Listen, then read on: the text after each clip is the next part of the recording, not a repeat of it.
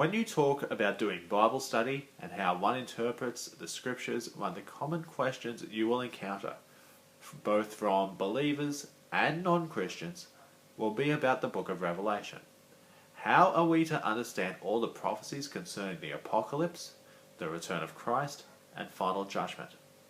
So what I want to do in this video is give a basic primer on the terms you will encounter when discussing the end times.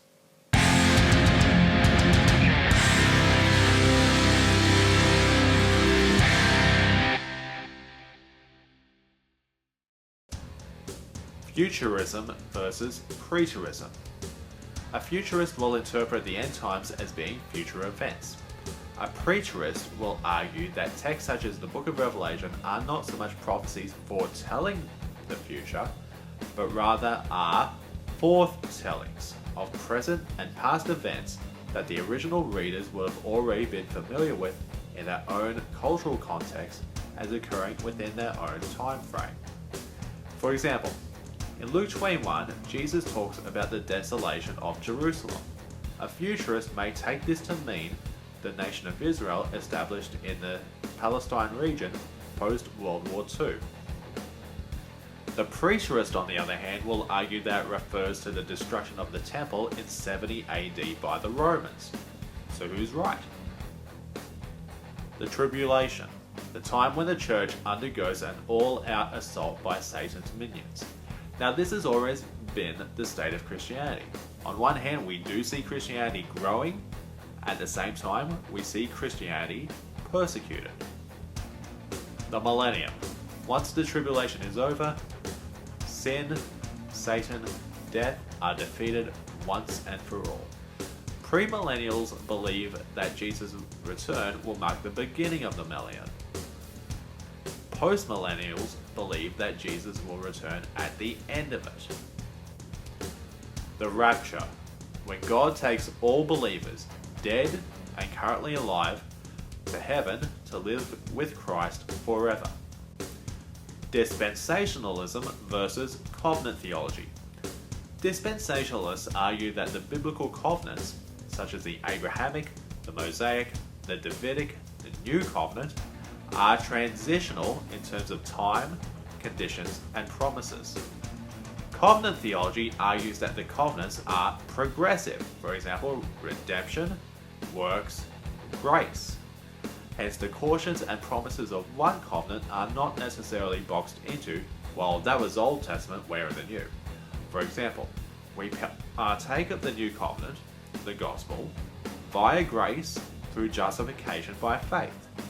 Yet, who does the Bible use as the model for justification by faith? Abraham, Israel, and the church. The nation of Israel certainly factors into the end times. Romans 11:26 says that all of Israel will be saved. Since the overarching theme of Romans chapters 9 through to 11 is, what is God going to the Jews now that Christ has come? The question is, who is Israel? Is it A, the nation-state of Israel, B, ethnic Jews, C, believers in Judaism, D, Jewish Christians, aka Messianic Jews, or E, God's people overall? Dispensationalists believe that because the biblical covenants are transitional, Israel and the church are therefore two separate and distinct entities. God's plan and relationship with one is not the same as the other. For example, in the book of Revelation, the church appears in chapters 1 through to 3. Then, in chapter 2, what happens in between? The focus turns to Israel. Covenant theology advocates that the church replaces Israel as God's chosen people, and thus receives and partakes of all the blessing, warning, and promises. Now some would say, what's the point of all of this? There are individuals as well as entire ministries who devote hours of time, money, and resources trying to interpret the end time. And very often when people try to make precise predictions, they tend to be embarrassingly wrong as the world's events play out.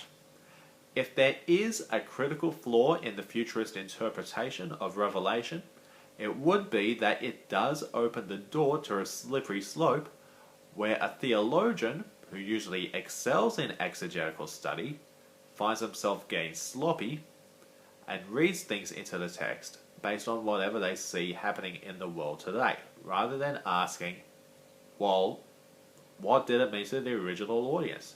Isn't that how Bible study should be done? Now, regardless of how you interpret the book of Revelation and the end times, it's important to take heed of the words of the Apostle Peter in 2 Peter 3. The Lord is not slow to fulfill his promise, as some count slowness, but is patient towards you, not wishing that any should perish, but that all should reach repentance. But the day of the Lord will come like a thief, and then the heavens will pass away with a roar, the heavenly bodies will be burned up and dissolved, and the earth and the works that are done on it will be exposed. Since all these things are thus to be dissolved, what sort of people ought you to be in lives of holiness and godliness, waiting for and hastening the coming of the day of God, because of which the heavens will be set on fire and resolved, and the heavenly bodies will melt as they burn. But according to his promise, we are waiting for a new heaven and a new earth in which righteousness dwells. Therefore, beloved, since you are waiting for these, be diligent to be found by him without spot or blemish and at peace. How is your view of the end times impacting what you're doing now, today? Are you living a holy, godly life? Can you say that when Jesus returns on the day of the Lord, you will be found without blemish and at peace? Something to think about. Thanks for watching. Talk to you soon. Bye.